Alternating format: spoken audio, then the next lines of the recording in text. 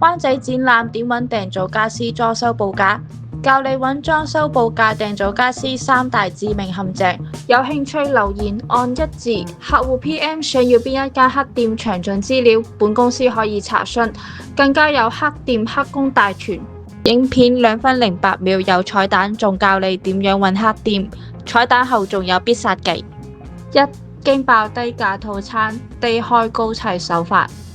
用實用面積每尺幾多錢，簡易數據表面價錢吸引客人，表面睇落去預算非常完美。陷阱條款隱藏，捆綁式消費，開工後先發現呢個唔包，嗰個唔包，變成有加無減嘅無底洞。點啊？條水魚咧落緊嚟㗎。 2. 虛假專業資格，牌照羅生門手法。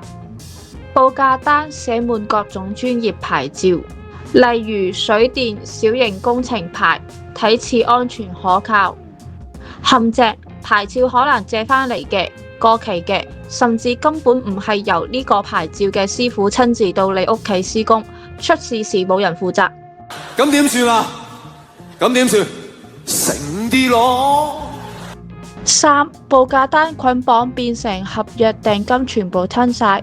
捆綁合約陷阱手法，內容寫得巨細靡遺，俾你覺得好專業，催促你先俾訂金，聲稱細節遲啲再算。陷阱：簽名嗰刻報價單就變成法定合約，當你開工時，你嘅報價單一定唔完全或者唔適合你現在裝修單位使用。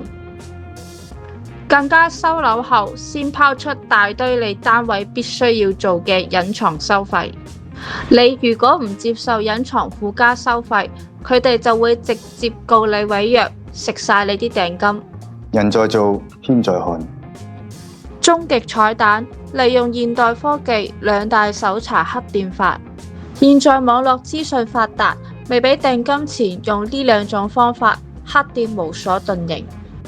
方法1 ：Google 關鍵字精準搜尋，輸入公司名加裝修設計 Facebook 黑店，公司名加裝修設計香港討論區黑店，公司名加訂造家私 Facebook 評語，公司名加訂造家私香港討論區評語。方法2：再按 AI 模式，你想知道嘅嘢舉世無遺，補充必殺技，仲可以背景起底。好多黑店會不斷改佢哋嘅名，有時揾唔到投訴嘅原因，因為間公司營業年份得3至4年，可能已經換咗好多個名。